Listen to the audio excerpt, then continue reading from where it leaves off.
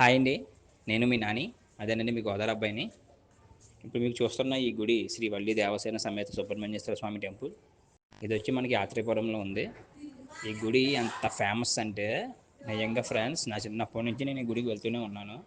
మధ్యకాలంలో చాలా గ్యాప్ వచ్చింది కానీ లేకపోతే ఎవ్రీ ఇయర్ వెళ్తూనే ఉంటాను. అదన్నా సరే మళ్ళీ పొంగల్ టైంలోనే వెళ్తాను ఎక్కువ. ఎందుకంటే చాలా చాలా బాగుంటుంది గుడి.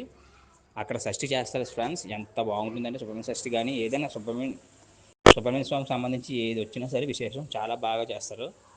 ఊరంతా అక్కడ నైట్ కూడా స్టే చేసి భజనలు ఉంటాయి కదా, భోజనాలు ఇవన్నీ పెట్టుకుని ఊరంతా అక్కడే 2 నైట్లు చేస్తారు. అక్కడ అంత బాగా చేస్తారు. ఈ గుడిలో మెయిన్ మనకి ఏంటంటే ప్రత్యేకత, గుడి పక్కన స్వామివారి మెయిన్ మూల విరాట్ పక్కన ఒక పెద్ద పుట్ట ఉంటుంది. ఆ పుట్ట మీరు ఇప్పుడు చూస్తున్నట్టు ఉన్నారు ఆల్రెడీ వీడియోలో.